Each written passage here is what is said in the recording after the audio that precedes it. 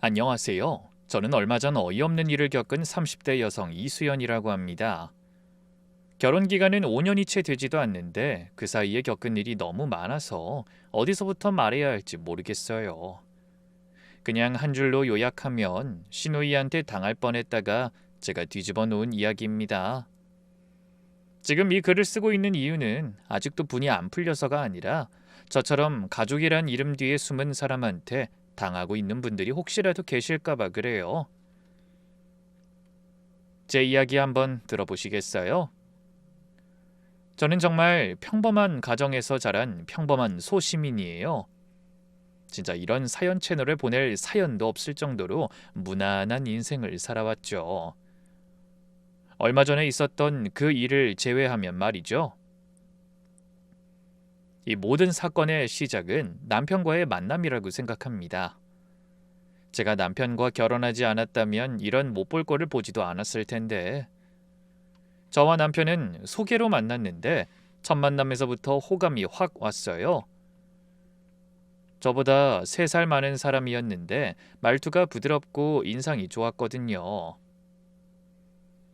1년 정도 연애하면서 이 사람이다 싶었고 남편도 저한테 먼저 프로포즈를 했어요.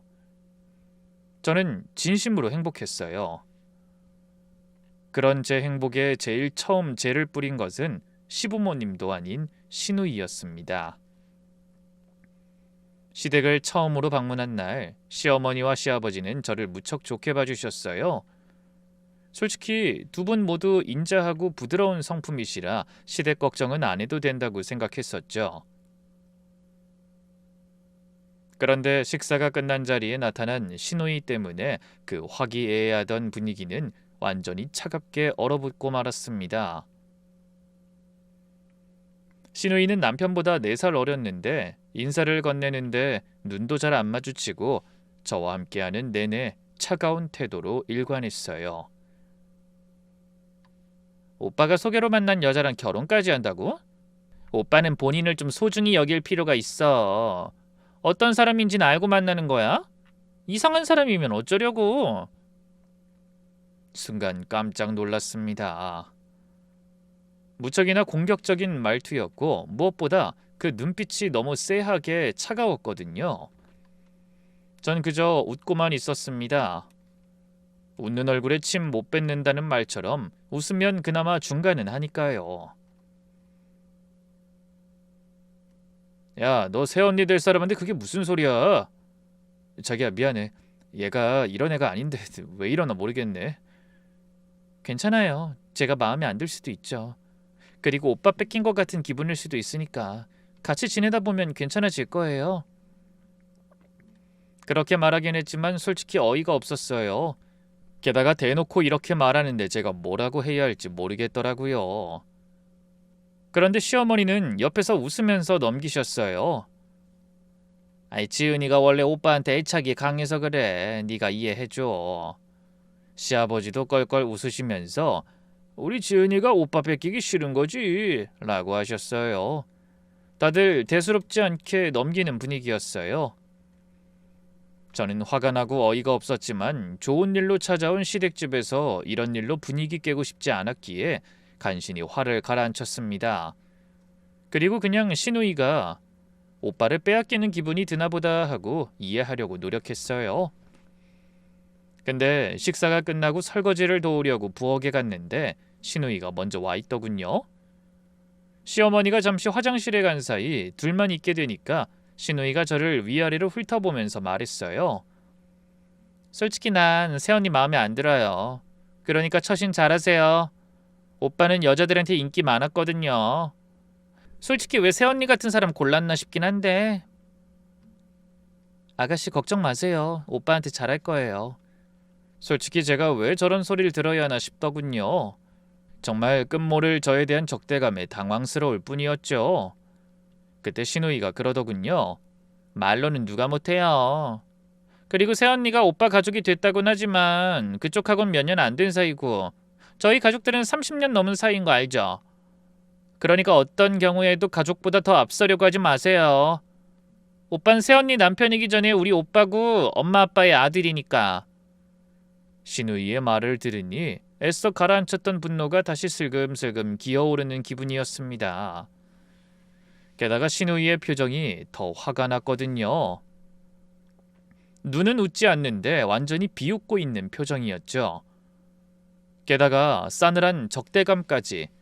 무턱대고 제가 다 받아들이기에는 저도 그리 착한 성격은 못 되더라고요. 그래서 말했습니다. 그렇게 생각해요? 전 그렇게 생각하진 않는데. 아가씨가 그렇게 생각하시면 다음에 아가씨 남편 되실 분 오시면 제가 똑같이 전해드릴게요.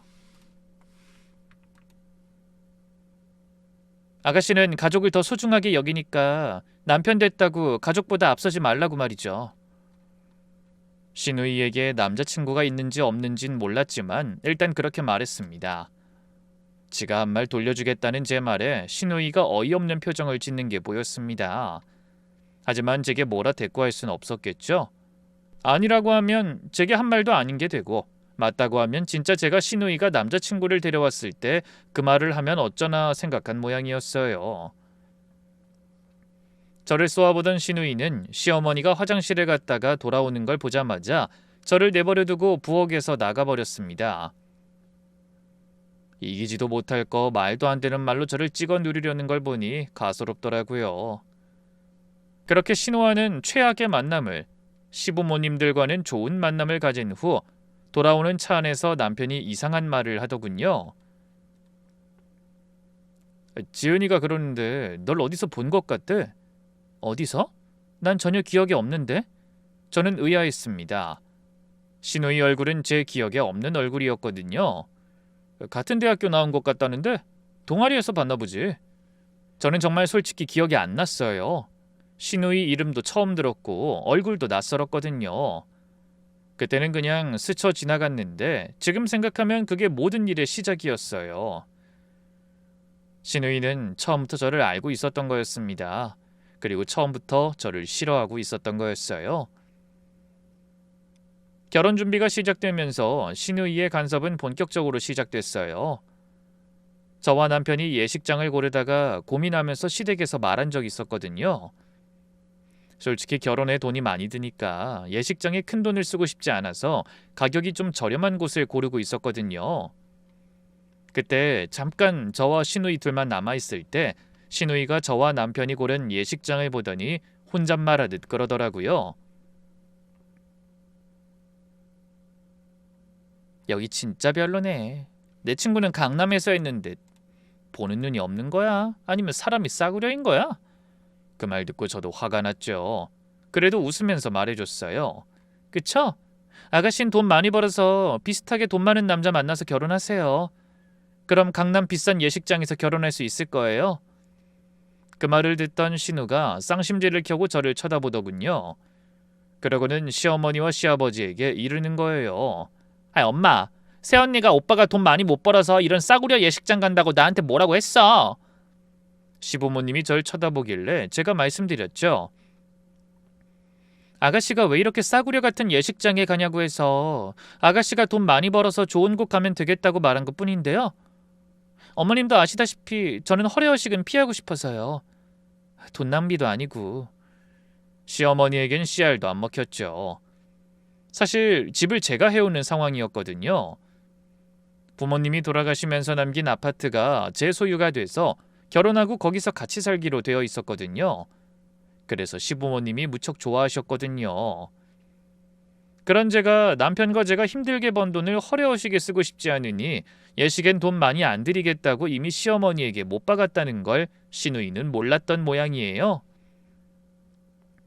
결국 시누이만 시어머니에게 혼이 났습니다. 너 오빠네 결혼식에 왜 자꾸 초를 쳐? 네가 결혼하니? 아유 진짜. 시어머니는 제 눈치를 보는 듯 했습니다. 하긴 며느리가 비싼 곳에서 하자고 하면 돈이 몇 배로 들지 모르니 걱정할 수밖에요. 그렇지만 시누이는 시어머니의 말에 굴하지 않고 드레스 맞출 때도 따라와선 그러더군요. 새언니 체형이 이건 좀 팔뚝이 나오는 건 안 입는 게 낫지 않아요? 아무리 드레스가 예뻐도 몸이 안 받쳐주면 태가 안 나잖아요. 진짜 옷이 불쌍하다. 정말로 하나하나 트집을 잡았어요. 제가 뭘 선택해도 신우이 입에서 좋다는 말이 나온 적이 없었어요. 스트레스 받아서 남편한테 하소연하며 말하면 돌아오는 대답은 항상 똑같았어요.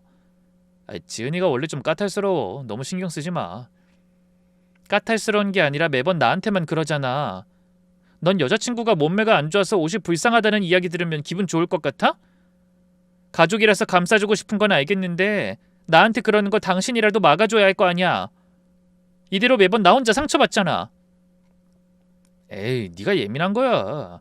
지은이가 관심이 있으니까 이것저것 말하는 거지. 정말 하나도 도움 안 되는 말들 뿐이었습니다. 그래도 참았어요. 좋은 날 앞두고 있잖아요. 결혼 준비 기간이니까 사소한 걸로 갈등을 만들고 싶지 않았으니까요.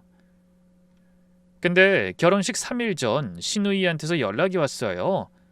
새언니, 나 결혼식 못 갈 것 같아요. 그날 갑자기 친구 생일 파티하게 돼서. 결혼식 3일 전에 이런 연락이라니 말이 된다고 생각하세요? 저는 황당했지만 직접 따질 수도 없었어요. 그런데 생각할수록 열받는 거예요. 선약이 있었던 것도 아닌데 갑자기 친구 생일 파티라니. 제 결혼식은 이미 몇 달 전부터 날을 받아놓은 상태였잖아요. 저도 솔직히 말하면 신우이가 안 오는 게 속편하긴 했어요. 그런데 그런 이유로 안 오겠다는 이야기를 들으니까 화가 확 나는 거예요. 결국 표정이 안 좋았더니 시어머니가 제 눈치를 보며 그러더군요. 지은이도 일이 있어서 그런 거겠지. 이번엔 며느리 네가 좀 이해해줘라. 괜찮아요, 어머님. 아가씨가 워낙 제 결혼에 관심이 많으셔서. 사실 결혼식 당일엔 걱정이었거든요. 하객들 많이 와 있는데 저에 대한 이상한 말하고 다니면 저희 친척들이 당황스러울 수도 있으니까요. 제 말에 뼈가 있다는 걸 알게 된 시아버지가 큼 하고 목을 가다듬고는 제게 그러시더라고요. 그래, 뭐 차라리 잘 됐다 생각하면 되지. 내가 봐도 우리 딸이지만 너무했지. 어떻게 새언니 될 사람한테 매번 꼬투리를 잡아. 아무리 오빠를 뺏기는 기분이 들었다고 해도. 시아버지도 제 눈치를 보셨어요. 그런데 남편은 제 기분은 아랑곳하지 않고 여전히 신우이 편을 들더군요. 동생이 원래 자유로운 애야. 너무 기분 나빠하지 마. 난 괜찮다니까? 나 달랠 필요 없어. 아가씨가 자유롭든 말든 나랑 무슨 상관이야? 결혼식 주인공은 우리 두 사람이잖아. 지금 예민하게 굴잖아. 얼굴 좀 펴. 기분 나빠하지 말라고요. 솔직히 신우이가 안 오는 건 오히려 다행스러웠습니다.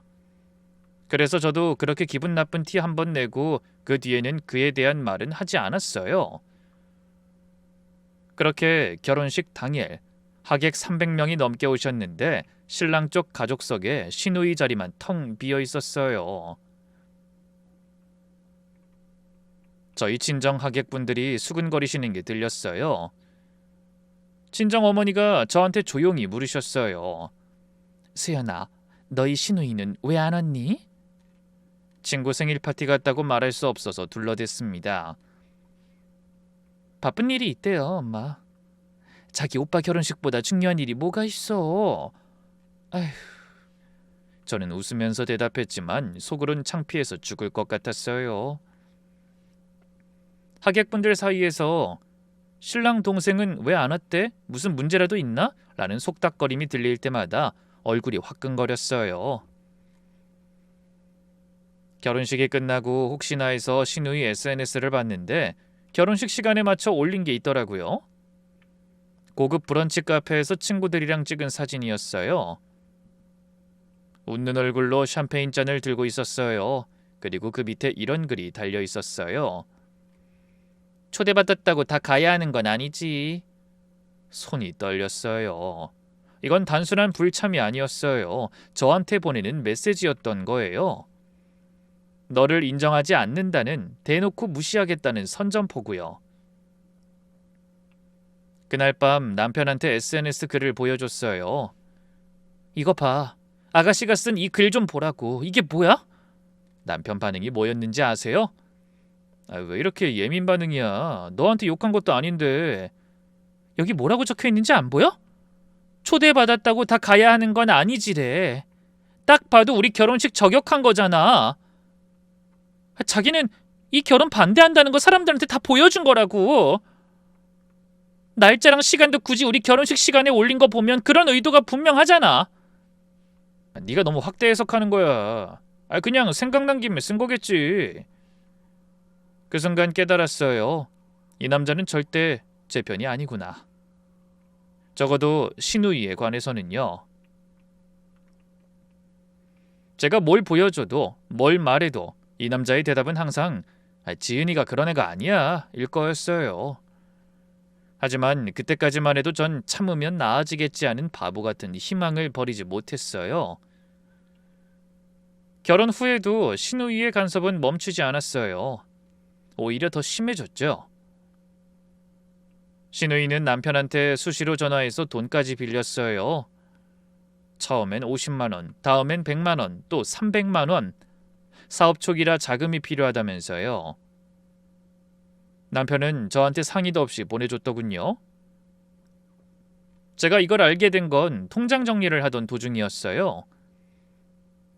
남편과 제가 적금을 하는 통장이 있었는데 거기 돈이 몇백만 원뿐이었거든요. 3년이 넘어가는 시간 동안 매달 150만 원씩 넣었는데 돈이 없어서 당황스러워 부랴부랴 확인했던 거예요. 사라진 돈의 대다수가 신우이한테 이체된 내역이었고 하나하나 합산해봤더니 이미 4천만 원이 넘어가고 있었어요. 제가 얼마나 놀랐는지 아세요? 4천만 원이면 저희 1년치 생활비였으니까요. 여보, 이게 뭐야? 우리 적금에서 돈 빼서 아가씨한테 돈 보냈어? 그것도 4천만 원이나? 가족인데 어때? 이제 막 사업 시작해서 힘든가 봐. 다 갚겠다고 했어. 투자했다고 생각해. 차용증은 받았어? 가족끼리 무슨 차용증이야. 그런 거 하면 기분 나쁘잖아. 기분이 나빠? 아니 돈이 100만 원, 200만 원이면 나도 이런 말 안 해. 그런데 4천만 원이나 되는 돈을 기분 나쁠까 봐 차용증도 안 받았다고? 야, 왜 이렇게 돈돈거려? 어려울 때 도와준 게 가족이지. 게다가 동생이야. 설마 돈 떼먹겠어? 여보, 그 통장에 돈을 우리가 같이 모은 거잖아. 내 월급도 매달 75만 원씩 들어갔던 통장이라고. 어떻게 나한테 상의도 없이 아가씨한테 돈을 보낼 수가 있어? 적어도 나한테 이야기는 했어야지. 남편은 입을 다물었어요. 하지만 반성하는 게 아니라 귀찮다는 표정이었어요. 그 표정이 아직도 눈에 선해요. 남편은 결국 입을 다물었고 전 그런 남편을 긁다 도리어 제가 지쳐 적금 통장을 해지해버렸습니다. 그리고 남은 몇백만 원은 제가 가져왔어요. 신우가 가져간 돈 중에 절반 정도는 제 돈이었으니 그 뒤로 신우를 볼 때마다 돈을 돌려달라고 했어요. 그런 저를 비웃듯 신우이는 시어머니를 통해서 저에 대한 불만을 계속 흘리기 바빴습니다. 엄마, 새언니가 오빠 월급을 너무 쥐어짜는 것 같아. 엄마, 새언니가 시댁 경조사에 관심이 없는 것 같아. 이모 생신 때도 안 왔잖아요. 시어머니한테 이런 식으로 계속 말하니까 시어머니도 저한테 점점 잔소리가 늘어났어요. 수연아, 네가 좀 더 신경 쓰면 안 되겠니? 지은이가 맨날 서운해해. 어머니, 저 나름대로 하고 있는데요. 네 나름대로가 부족하니까 지은이가 그러는 거 아니겠니? 저는 분명히 잘하고 있었는데 혼자서 사면 초가에 몰리는 기분이었어요. 근데 이해가 안 됐어요. 신호이가 대체 왜 이렇게까지 저를 미워하는 건지요. 처음 만난 날부터 저를 적대시하던 그 표정이 자꾸 떠올랐어요. 하지만 이유를 알 수가 없었어요. 진짜로요. 그렇게 결혼 4년이 지났을 무렵 신우이가 직접 저를 찾아왔어요. 갑자기 회사 근처 카페에서 보자고 연락이 온 거예요. 무슨 일인가 싶어서 나갔더니 신우이가 커피를 마시며 여유로운 표정으로 앉아 있었어요. 새언니, 바쁜데 불러서 미안. 다름이 아니라 나 사업 확장하려고 하는데 자금이 좀 부족해서. 그래서요? 새언니 집 담보로 대출 한 번만 받게 해줘. 이자까지 내가 다 부담할게. 잠깐만 빌려다 쓸게, 새언니. 처음엔 제가 잘못 들은 줄 알았어요. 뭐라고요? 우리 집을 담보로? 그냥 서류상으로만 잠깐이야. 사업만 되면 바로 갚을 거야. 별거 아니야. 남편과 살고 있던 그 집은 제 명의의 집이었어요. 결혼 전에 돌아가신 부모님이 남겨주신 유일한 유산이었죠. 그걸 시누이 사업담보로 내놓으라고요? 그것도 매번 저한테 날을 세우는 시누이에게? 저는 단칼에 거절했습니다. 이 집은 부모님이 남겨주신 집이에요. 담보로 내놓을 수도 없고 일단 오빠와 전혀 관계없는 재산이라서 제가 허락 못해요. 에이, 새언니, 왜 이렇게 딱딱해? 가족끼리 이 정도도 못해줘? 솔직히 4천만 원도 아직 안 갚았는데 집 담보까지 해달라는 게 말이 돼요? 그건 그거고 이건 이거지. 새언니가 이렇게 안 도와주면 나 진짜 힘들어. 절대 안 돼요. 오빠한테 이야기해도 안 될 거예요. 그랬더니 시누이 표정이 싸늘하게 변하더라고요. 커피잔을 내려놓으면서 저를 똑바로 쳐다봤어요. 새언니, 나한테 잘해야 좋을 텐데. 그게 무슨 소리죠? 그냥 그렇다고. 나중에 후회하지 마. 그 말을 남기고 자리를 떴어요. 무슨 뜻인지 그땐 몰랐어요. 나중에야 알게 됐죠. 그게 협박이었다는 걸요.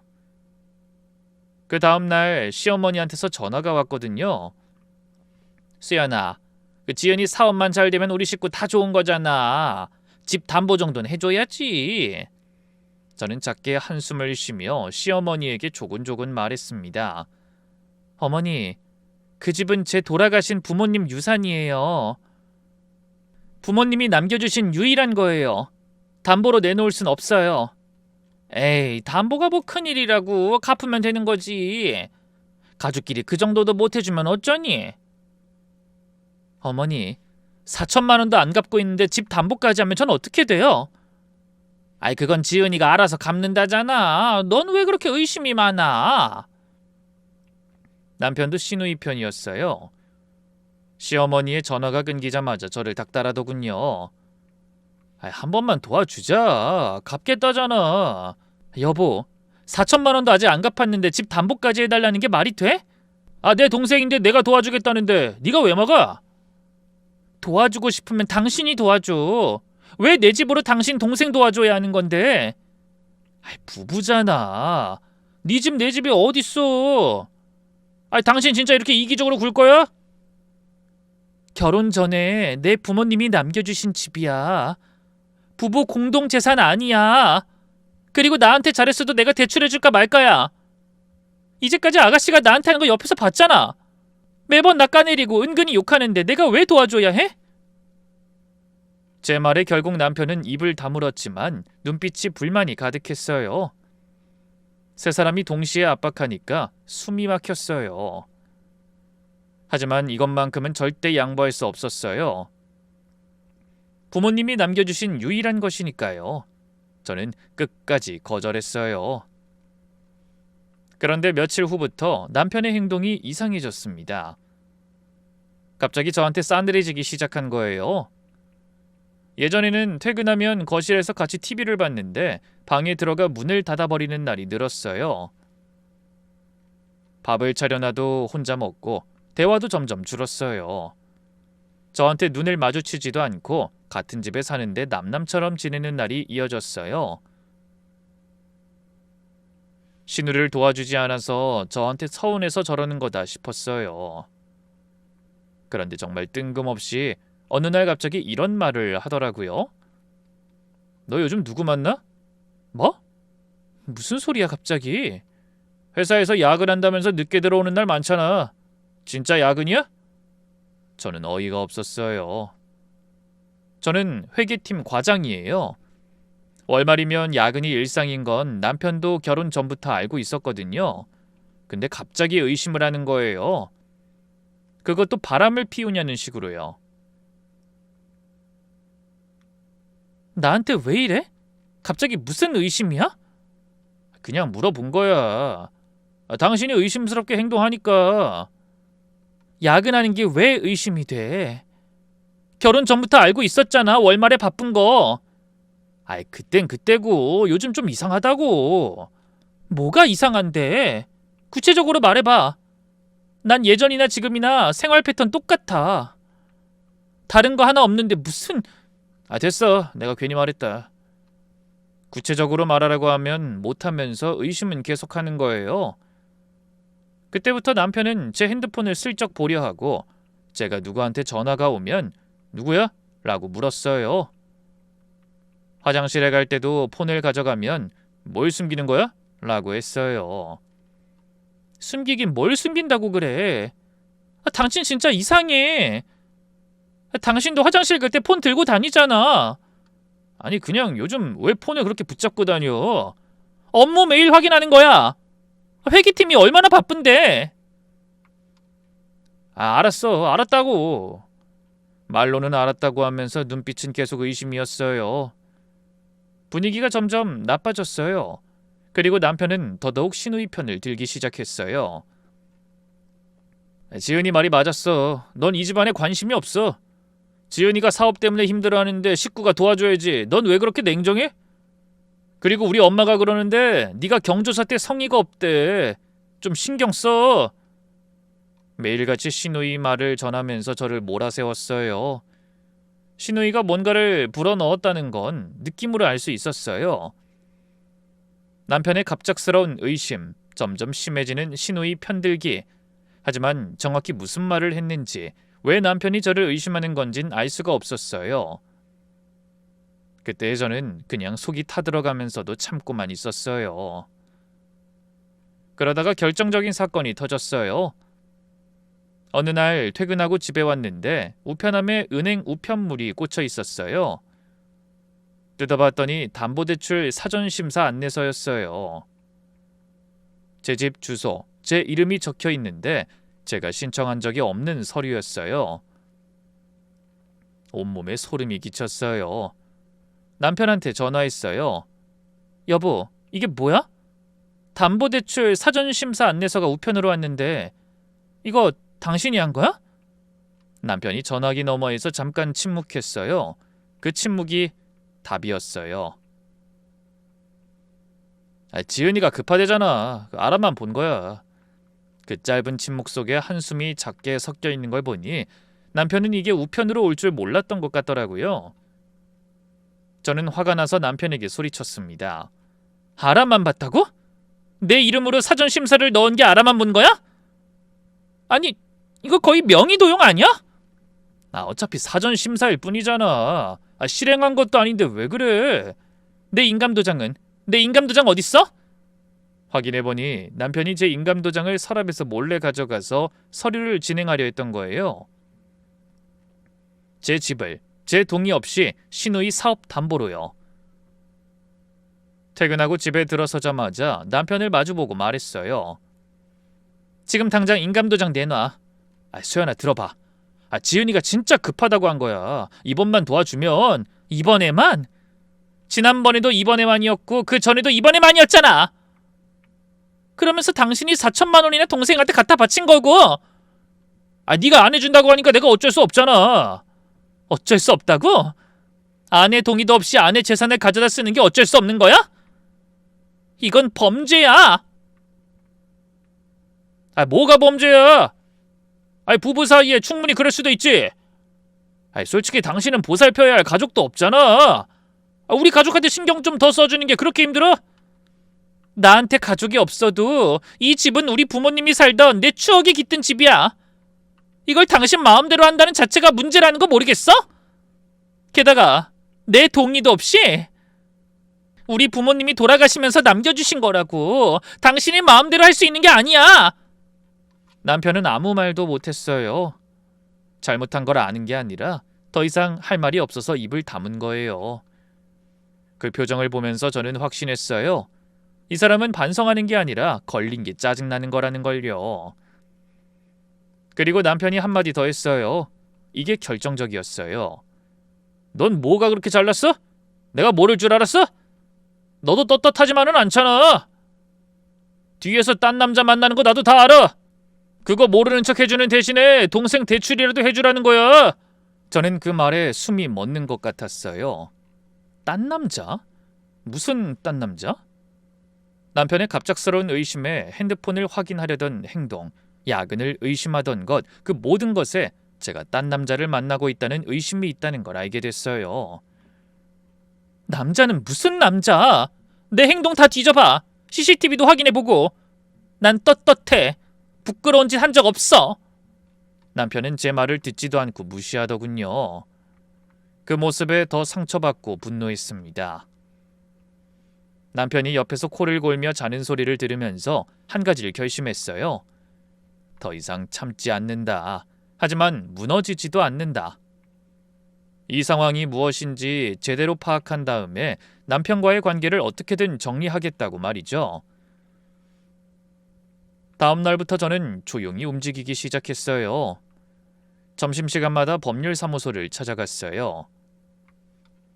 변호사님이 확인해 주셨어요.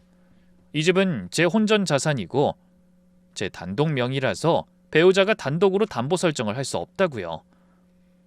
저는 바로 변호사님의 권유로 부동산 처분금지 가처분 신청을 넣었어요. 이제 누가 뭘 해도 이 집엔 손을 못 대게 말입니다. 동시에 남편이 시누이한테 보낸 돈을 전부 정리했어요. 통장 이체 내역을 뽑으니까 총 4천만 원이 넘더라고요. 날짜, 금액, 적요까지 엑셀로 깔끔하게 정리했어요. 회계팀 과장이 누군데 이 정도는 기본이죠. 그리고 시누이 사업체를 조사했어요. 법인 등기부 등본을 떼봤더니 놀라운 게 나왔어요. 수입 가구 온라인몰이라며 사업한다던 그 법인, 대표이사가 시누이가 아니라 시누이 남자친구 이름으로 되어 있었어요. 사업장 주소는 원룸 오피스텔이었고 매출은 0원이었어요. 사업 실체가 아예 없었던 거예요. 제가 아는 것만 해도 시아버지한테 받은 5천만 원, 시어머니한테 받은 돈, 남편한테 빌린 4천만 원이나 시누이에게 흘러갔거든요. 이 돈이 다 어디로 갔는지 SNS를 기반으로 추적해봤어요. 명품 가방, 호텔 숙박, 해외여행이었어요. 사업 자금이 아니라 전부 개인 유흥비로 쓴 거예요. 다만 남편이 왜 저를 외도로 몰아가는지 그것만은 알 수 없었죠. 저에게서 어떤 원인도 찾기가 힘들어서 남편 폰을 뒤졌습니다. 그리고 문제의 그 사진을 발견했죠. 그건 카카오톡 화면을 캡처한 사진이었는데 거기 제가 보낸 적 없는 메시지가 찍혀 있더라고요. 상대방은 대학 시절 같은 동아리였던 남자 선배 이름이었는데 거기에 오랜만이야 보고 싶다 라는 메시지가 제 이름으로 상대방 남성에게 전송되어 있었어요. 저는 그 사람이랑 졸업 후에 연락한 적이 단 한 번도 없었거든요. 그런데 그런 사진이 찍혀 있으니 당황스러운 거예요. 제 폰을 확인했는데 그런 내역이 없었거든요. 이건 조작된 거라고 생각했어요. 프로필 사진도 제 것과 같긴 했지만 다시 말하면 프로필 사진을 훔쳐서 자기 것처럼 꾸미면 누구든 제가 보낸 것처럼 문자를 보낼 수 있다는 뜻이니까요.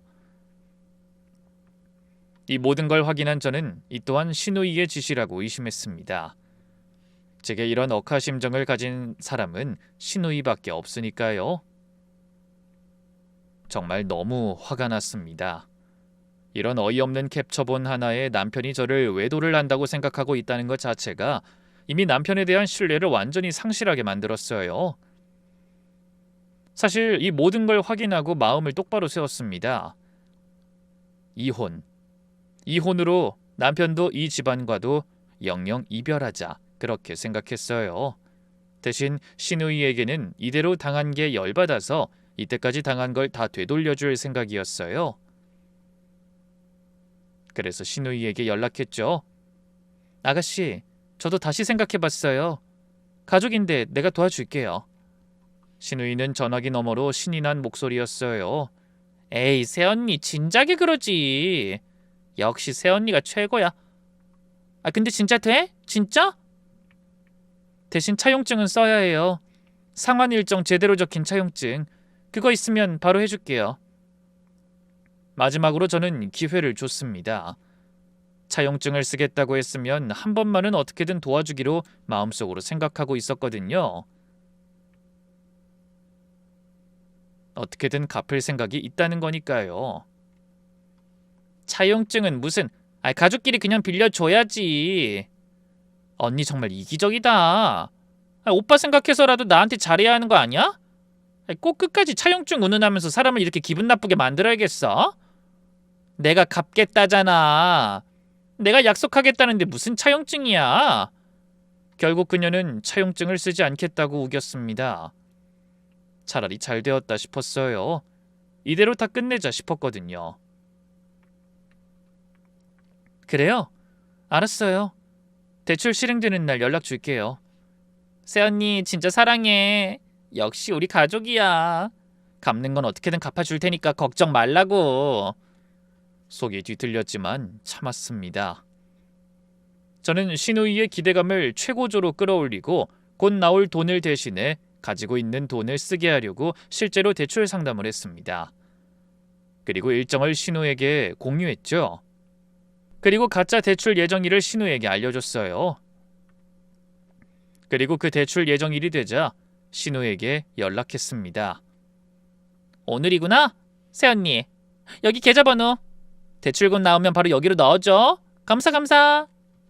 신우가 계좌를 보낸 그 순간 저는 대출금 대신 변호사 명의로 신우이에게 내용 증명을 발송했습니다. 남편을 통해 빌려간 4천만 원에 대한 채무 이행 촉구서요. 그리고 바로 다음으로 신우이의 법인 등기, 매출 영원 증명, 투자금 사용처 추적 자료를 스캔해서 시아버지 폰으로 모두 보냈습니다. 그때 신우이한테서 바로 전화가 왔어요. 받지 않았어요. 대신 문자를 보냈죠. 대출은 안타깝게도 실행이 안 됐네요. 대신 내용 증명이라도 잘 받아줘요, 아가씨. 10초도 안 돼서 전화가 폭주하기 시작했어요. 신우이, 남편이 번갈아 가면서 전화가 울렸어요. 신우이에게서 문자도 왔죠. 미쳤어? 내가 지금 그 대출금만 믿고 이미 수중에 있던 돈 다 썼다고! 저는 핸드폰을 무음으로 바꾸고 남편과 신우, 시부모님에게 문자를 보냈습니다. 지금 당장 시댁으로 다들 모여달라고요. 그리고 남편이 집에서 나가는 걸 확인한 저는 이삿짐 센터를 불러 남편의 물건들만 모조리 뺐습니다. 솔직히 예전부터 살던 저희 집이었고 가전가구도 거의 그대로 있었기에 남편이 물건이랄 것도 없었어요. 남편 옷가지와 물건들을 모두 빼낸 다음에 저는 용달차 아저씨에게 하루 일당을 쥐어주고 저를 따라오도록 했습니다. 바로 시댁집이었죠. 그 앞에 간 저는 용달차 아저씨에게 10,000원짜리를 쥐어드리고 근처에서 커피 마시고 있다가 제가 연락드리면 들어오라고 말해놓고 시댁집으로 들어갔습니다. 신우이는 여유로운 표정이었어요. 다리까지 꼬고 앉아서 핸드폰을 만지작거리고 있었어요. 아마 제가 사과하러 온 거라고 생각했겠죠? 시어머니도 팔짱을 끼고 절 노려보고 있었고요. 남편은 신우이 옆에 앉아 있었어요. 신우이가 절 보면 바로 제게 덤벼들 줄 알았는데 시어머니에게 매달려 말하더군요. 엄마, 새언니가 날 사기꾼으로 몰고 있어. 내용 증명이 왔어. 내가 빚쟁이라도 된 것처럼 막 내가 돈 안 갚겠다고 한 것도 아닌데. 뭐? 내용 증명? 그게 무슨 소리야? 새언니가 미쳤나봐. 내 사업을 망하게 하려고 대출 실행해준다더니 대출금 대신 내용 증명을 보냈더라고. 내가 그 대출금 믿고 가진 돈 다 썼는데. 이게 다 무슨 일이냐? 내용 증명은 또 뭐고? 너 설마 네 신우이를 사기꾼으로 볼 생각이니? 이렇게 우리 가족을 다 찢어 놓을 거야? 그게 왜 가족을 찢는 건지 모르겠네요. 저와 남편이 함께 모은 적금 통장에서 4천만 원이 빠져나갔어요. 저는 저희 적금이 그런 식으로 쓰이길 동의한 적도 없고요. 남편은 저 몰래 아가씨에게 4천만 원이란 거금을 빌려주고 받을 생각을 안 하더군요. 그래서 제가 내용 증명 보낸 거예요. 돈 갚으라고. 남편 돈이었으면 아무 말 안 했을 거예요. 근데 거기 제 돈도 있잖아요. 뭐? 4천만 원? 금액이 크긴 하지만 그렇다고 이런 식으로 해결하면 어떡하니? 말로 해야 할 거 아니야, 말로. 말로 해서 안 되니까 법대로 하는 거죠. 제 말에 시어머니가 잠시 멈칫하더니 다시 물었습니다. 그럼 대출은? 네가 받아주겠다고 한 대출이라도 받아줬어야지. 그건 너랑 지은이가 한 약속이잖아. 약속요? 차용증도 안 쓰려고 하는 사람이 약속은 지키겠어요? 차용증 써달라니 절대로 안 써주겠답니다. 약속을 어기겠다고 다짐하는 것도 아니고 그런 사람한테 누가 돈 빌려줘요? 안 그래도 4천만 원도 못 받고 있는 와중에. 제 말에 시어머니가 아무 말도 못하더군요. 시어머니가 아무 말 없자 시아버지가 제게 말을 걸었습니다. 시아버지는 목소리가 낮게 가라앉아 있었어요. 수연아, 이 자료가 사실이냐? 네, 아버님. 전부 공식 서류와 금융 기록으로 확인한 내용이에요. 잠깐 침묵이 흘렀어요. 시아버지가 한숨을 깊이 쉬셨어요. 저는 대꾸하지 않고 첫 번째 자료를 테이블 위에 올렸어요. 신우이 법인 등기부 등본이었어요. 이건 아가씨 사업체 법인 등기부 등본이에요. 대표이사가 아가씨가 아니라 아가씨 남자친구 이름으로 되어 있고 사업장 주소가 원룸 오피스텔이에요. 시아버지 표정이 바뀌기 시작했어요. 신우이도 웃음기가 사라졌어요. 그게 나올 줄 상상도 못했나 보더라고요. 그건 사업 파트너니까 그럴 수도 있지. 두 번째 자료를 올렸어요. 시댁에서 받은 투자금과 남편에게 빌린 돈의 사용처를 정리한 엑셀표였어요. 이건 아버님, 어머님이 투자하신 5천만 원과 남편이 빌려준 4천만 원, 총 9천만 원의 사용처입니다. 명품 매장 결제, 특급 호텔 숙박, 해외여행 항공권 결제 내역이 날짜별로 정리돼 있어요. 사업에 쓰인 돈은 단 1원도 없었어요. 시아버지의 얼굴이 붉어졌어요. 서류를 집어들고 하나하나 확인하셨어요. 손이 떨리고 있었어요. 이게 뭐냐, 지은아? 샤넬? 발리 여행? 이게 사업 자금이냐? 신우이가 말을 더듬었어요. 그건 거래처 접대비도 있고 사업하려면 이미지 관리도 해야 하잖아요. 접대? 이게 접대야? 샤넬 가방이 접대야? 발리 리조트가 접대야? 시어머니가 불안한 표정으로 끼어들었어요. 여보, 일단 지은이 말 좀 들어봐요. 사업하면 그런 비용이 나올 수도. 당신은 입 다물어! 5천만 원이야, 5천만 원! 내 퇴직금에서 나간 돈이라고! 시아버지가 화를 내시는 건 처음 봤어요. 시어머니가 움찔하며 입을 다무셨어요. 거실이 조용해졌어요. 숨소리만 들렸어요. 신우이는 입술을 깨물며 고개를 숙이고 있었어요. 시어머니는 눈이 휘둥그레져서 신우이를 바라보고 있었고요. 시아버지가 떨리는 목소리로 말씀하셨어요. 지은아, 고개 들어라. 아버지 눈에 보고 말해라. 이게 다 사실이냐? 신우이가 고개를 들었는데 눈에 눈물이 가득했어요. 하지만 그게 반성의 눈물이 아니라 들킨 게 분한 눈물이라는 건 표정만 봐도 알 수 있었어요. 아빠, 내 말보다 새언니 말을 더 믿는 거야?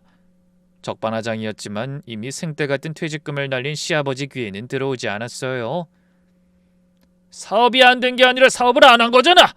매출이 0원이야, 0원. 너 대체 뭐하고 돌아다닌 거야? 시아버지는 버럭하시더니 급 혈압이 올라오신 듯 눈을 감고 소파에 누워 호흡을 가다듬었습니다. 그 조용한 틈에 남편이 입을 열었어요. 그래, 뭐 지은이가 잘못한 건 알겠어. 근데 수윤, 네가 딴 남자 만난 건 어떻게 설명할 건데? 이 순간에도 이 소리를 하는 거예요. 시아버지가 인상을 찌푸리셨어요. 무슨 딴 남자? 남편이 말했어요. 수연이가 대학 때 알던 남자랑 지금도 연락하고 있다고요. 지은이가 증거도 보내줬어요. 너 그 남자 만나면서 지금 우리 집 막대하는 거지? 저는 속으로 한숨을 쉬었어요. 이 이야기 오늘 끝내겠다고 마음먹었어요. 저는 아무 말 없이 노트북을 꺼내서 화상통화를 연결했어요. 전날 미리 약속을 잡아둔 거였어요. 화면에 나타난 사람은 남편이 말한 그 대학 선배였어요. 미국에 살고 있다는 걸 지인들을 통해 알게 됐거든요. 화면 뒤로 아이 장난감이 보이고 멀리서 아이 웃는 소리가 들렸어요. 안녕하세요. 전 현재 미국 시애틀에서 IT 회사에 다니고 있고 3년 전에 결혼해서 아내와 아들이 있습니다. 이후에 한 번도 한국에 들어간 적이 없어요. 자리 잡느라 바빴거든요. 거실에 있던 사람들이 화면을 응시했어요. 수연이와는 대학 졸업 이후 단 한 번도 연락한 적이 없고 만난 적도 없습니다. 수연이한테 메시지를 보낸 적도 받은 적도 없습니다. 누가 이런 거짓말을 꾸몄는진 모르겠지만 저도 굉장히 불쾌합니다. 이 일로 만약 제가 불이익을 받는다면 전 변호사를 선임해서 대응할 생각도 하고 있습니다. 남편의 얼굴이 굳어졌어요. 그리고 그 뒤로 보이는 신우의 표정도 완전히 초조함과 불안에 물드는 걸 확인했죠. 여보, 설마... 남편이 떨리는 목소리로 말했어요. 하지만 전 바로 추궁하지 않았어요. 신우이를 바라봤어요. 신우이 얼굴이 하얗게 됐다가 빨갛게 됐다가를 반복하고 있었어요. 저는 화상통화를 끊고 신우에게 말했습니다. 아가씨, 할 말 있으면 직접 하세요. 저 선배와 카톡 친구였던 사람은 아가씨잖아요. 저랑 같은 동아리였으니까 연락처 있었던 거 맞죠? 제가 안 보냈으면 아가씨가 보낸 거죠. 신우이가 이를 악물었어요. 시아버지가 낮은 목소리로 한마디 했어요. 지은아, 설마 네가 한 거냐? 네가 네 새언니랑 네 오빠 사이 이간질한 거야? 신우이가 갑자기 벌떡 일어서서 소리를 질렀어요. 그래, 내가 했어. 내가 새언니 프로필 사진 캡처해서 새언니인 척 내 폰으로 보낸 거 맞아. 그래서 어쩔 건데? 거실이 한순간 정적에 휩싸였어요. 시어머니가 지은아 무슨 소리야? 하고 놀라셨고 시아버지는 눈을 감으셨어요. 남편은 의자에서 일어나지도 못한 채 굳어 있었어요.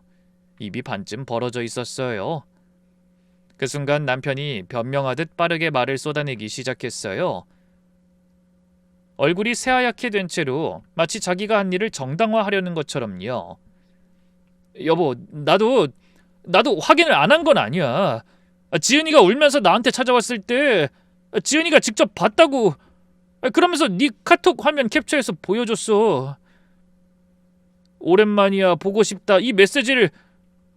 난 동생이 왜 거짓말을 하겠어, 그렇게 생각한 거야. 난 진짜 동생을 믿은 지밖에 없어. 남편이 떨리는 손으로 신우이를 가리키며 말했어요. 지은아, 너 대체 왜 그랬어? 너 때문에 내가 와이프 오해하고 상처 줄 뻔했잖아. 그 말에 시아버지가 주먹으로 테이블을 내려치셨어요. 이게 뭐 하는 거야? 지은이, 넌 왜 오빠랑 새언니 사이를 이간질해? 너도 마찬가지야. 넌 어떻게 동생 말에 홀랑 넘어가서 네 와이프를 외도한 사람으로 만들어? 이게 사람이 할 짓이냐? 시어머니가 울면서 말했어요. 여보, 일단 진정하세요. 진정? 내가 지금 진정이 돼? 딸이 돈으로 사기를 치고 모함하고 가짜 증거까지 만들어서 가정을 파탄낸 게 진정할 일이야? 시아버지가 신우이를 내려다보시며 말씀하셨어요. 지은아, 대체 왜 그런 짓을 했어? 며느리가 너한테 뭘 잘못했다고 이런 짓까지 벌여? 신우이가 울면서 소리를 질렀어요.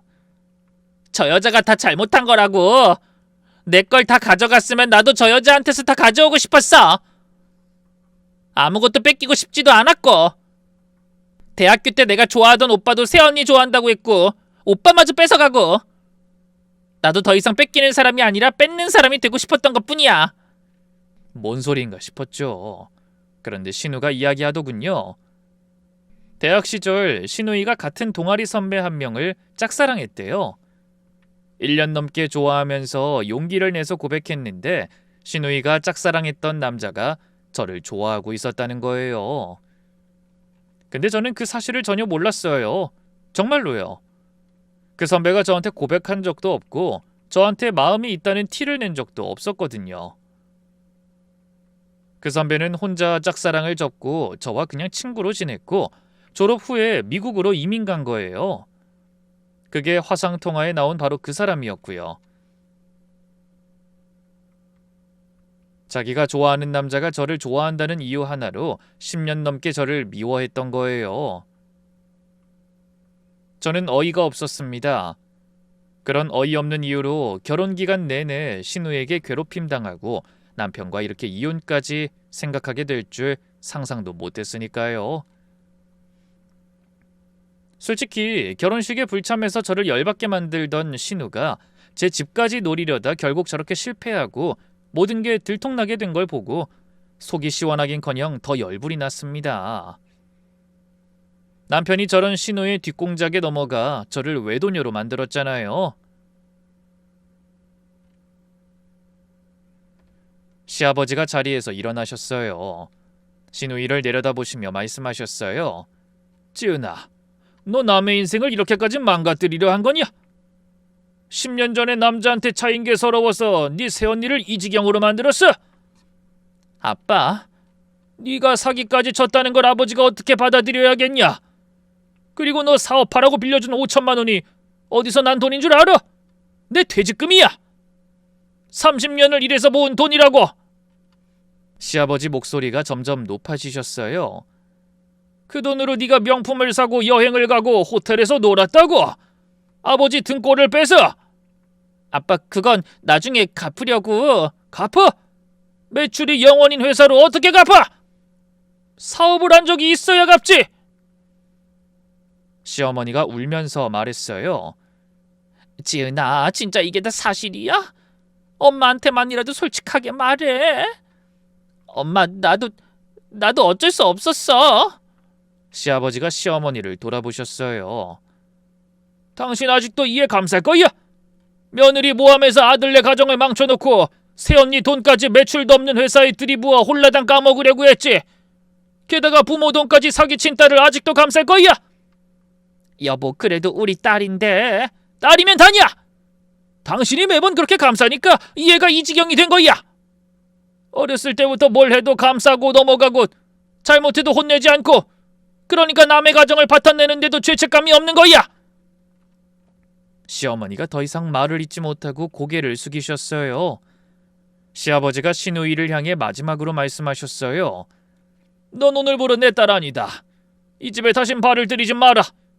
그리고 그 내용 증명 나도 보낼 테니 너랑 네 남자친구 둘이서 다 갚아. 신우이가 울면서 자리를 박차고 나갔어요.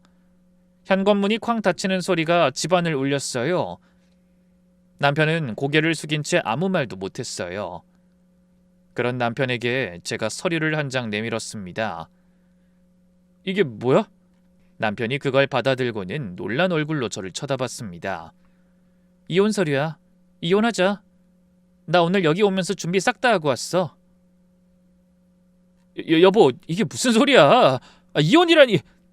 내가 잘못하긴 했는데, 당신도 알다시피 동생이 나하고 당신 사이 이간질 한 거고, 그 이간질에 넘어간 건 당신이었지. 하나만 물어볼게. 신우이가 나한테 딴 남자가 있다고 했을 때 당신이 직접 나한테 물어본 적 있어? 대화로 풀려고 생각한 적 있냐고. 그건 안 물어봤잖아. 나한테 이런 얘기 들었는데 사실이야 라고 한 번이라도 물어본 적 있어? 없어. 그래, 그냥 동생 말 한마디에 아내를 바람피운 여자로 몬 거지. 남편이 울기 시작했어요. 수연아, 미안해. 정말 미안해. 그래도 이혼은 진짜 아니야. 다시 한 번만 미안하다고 하면 끝이야? 당신이 나를 의심하는 동안 내가 뭘 겪었는지 알아? 남편한테 바람피운 여자 취급받으면서 매일 밤 혼자 울었어. 내가 뭘 잘못했지? 매일 그 생각만 했어. 근데 당신은 뭐 했어? 아가씨 편만 들었잖아. 정말로 난 몰랐다고. 동생이 너한테 그런 감정을 가지고 있는 줄은. 그래, 신우이가 거짓말한 건 신우이 잘못이지. 근데 증거도 없이 그걸 바로 믿은 건 당신 선택이잖아. 내 인감도장 몰래 가져가서 담보대출 서류 진행한 것도 당신 선택이었고, 가족이 좋은 것 같으니까 내가 이혼해 줄게. 난 어차피 몇 년이 지나도 당신한텐 남일 것 같으니까. 차가운 제 말에 남편이 무릎을 꿇으며 제 손을 잡으려 했어요. 저는 한 발 뒤로 물러섰어요. 신우이가 거짓말을 안 했어도 당신은 결정적인 순간마다 내 편이 아니었을 거야. 처음부터 한 번도 내 편이었던 적 없잖아. 수연아, 제발 한 번만 기회를... 아니, 안 돼. 당신하고 계속 사는 건 다음에 또 누군가가 거짓말을 하면 또 의심받고 또 혼자 싸워야 한다는 뜻이야. 난 더 이상 그렇게 못 살아. 전 그렇게 말하고 밖에서 기다리고 있을 용달차 이삿짐센터 아저씨에게 전화를 걸었습니다. 아저씨는 남편의 짐을 넣은 박스를 들고 시댁 문 앞으로 와서 초인종을 눌렀습니다. 제가 하라는 대로 말이죠. 남편은 갑자기 제가 열어준 문으로 들어오는 짐을 보더니 어리둥절한 표정이었어요. 시부모님도 마찬가지였죠. 이거 다 당신 짐이야. 당신이 나 몰래 담보대출 받으려고 한 순간부터 그 집에서 당신이랑 같이 살고 싶은 마음이 싹 사라졌거든. 어차피 곧 이혼하면 남이니까 지금부터 따로 살아. 난 당신 얼굴 보는 거 싫은데 내 집에서 내가 나갈 순 없잖아. 그러니까 짐 다 가져온 거야. 그럼 이만 갈게. 하고 싶은 말 있으면 문자 넣어. 오지 말고. 도어락 비번도 다 바꿔놨으니까. 여보, 잠깐만. 진짜 그거 하나 잘못했다고 날 지금 내쫓는 거야? 이혼 난 절대 못해. 시부모님도 너무 놀랐는지 절 붙잡으며 말하더군요. 수연아, 이게 다 무슨 일이니? 너희 아직 결혼 중이야. 이혼한 것도 아닌데 애를 쫓아보내면 이 상황에 같이 사는 게 의미가 있나요? 전 이미 남편이고 신우이고 이미 다 질려서 때려치고 싶은데요. 아시겠지만 유책 사유는 남편과 신우한테 있습니다. 그리고 전 무조건 이혼할 거고요. 그렇게 차갑게 말한 뒤 그 집에서 나와버렸습니다. 속이 시원하더군요. 그 뒤로 일은 빠르게 진행됐어요. 저는 변호사와 함께 신우이를 고소했어요. 사기, 미수, 명예훼손, 허위 내연 관계를 남편과 시댁에 유포 등으로 말이죠. 경찰 수사가 시작되자 신우이 남자친구는 페이퍼 컴퍼니 공동 운영자로 공범에 해당돼서 경찰 조사를 받자마자 잠적해버렸어요. 시아버지는 신우이를 상대로 투자금 5천만 원 반환 민사소송을 제기하셨어요. 친딸을 고소한 거예요. 신우이는 결국 사기죄로 기소됐어요. 그리고 저와 남편은 이혼 서류에 도장을 찍었어요.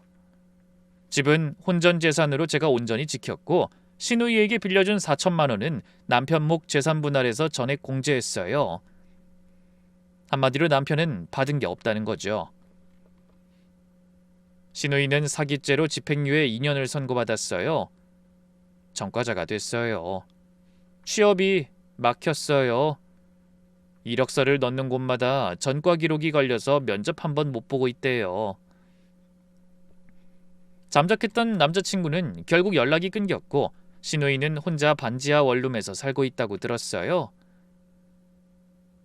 시아버지가 건 민사소송에서 패소해서 5천만 원을 갚아야 하는데 갚을 능력이 없는 것 같더라고요. 하긴 제가 대출금 준다고 한 바람에 가지고 있던 돈을 명품 가방이다 뭐다 다 써버렸으니 돈이 있을 턱이 있나요? 결국 신우이가 10년 동안 저를 미워하면서 쌓은 게 전과 기록하고 빚뿐이에요. 남편이었던 사람은 이혼 후 회사에서 집중을 못해서 부서 이동을 당했다고 들었어요. 승진 대상이었는데 탈락했다고 해요. 주변 사람들 사이에서 동생 말만 듣다 이혼당한 남자로 소문이 다 났대요. 시댁은 완전히 깨졌어요. 시아버지와 시어머니는 신우이 사건 이후로 매일 싸우신다고 해요. 시아버지는 당신이 평생 감싸서 이 꼴이 난 거야 라고 하시고 시어머니는 그래도 내 딸인데 어떡하냐 라고 우시고 경조사 때 친척들이 수근거리는 게 견딜 수 없어서 시어머니는 집 밖에도 안 나가신대요. 시아버지는 퇴직금 5천만 원을 날렸다는 충격에 혈압약 복용량을 늘렸다고 들었어요. 결국 신우이가 만든 건 가족 전체의 파멸이었어요. 저를 무너뜨리려다가 본인이 무너졌고 오빠를 이용하려다 오빠 인생까지 망가뜨렸고 부모님한테 사기치다가 부모님 사이까지 갈라놓은 거예요. 10년간 품은 원한이 결국 자기 자신과 자기 가족을 전부 집어삼킨 거예요. 남을 해치려고 판 구덩이에는 결국 자기가 빠진다는 말이 있어요. 시누이는 제가 알지도 못했던 10년 전의 짝사랑 하나로 저를 원수로 삼았고 제 남편을 이간질하고 제 집을 빼앗으려 하고 제 명예까지 밟으려 했어요. 하지만 결국 모든 걸 잃은 건 그 사람이었어요. 긴 글 읽어주셔서 감사합니다.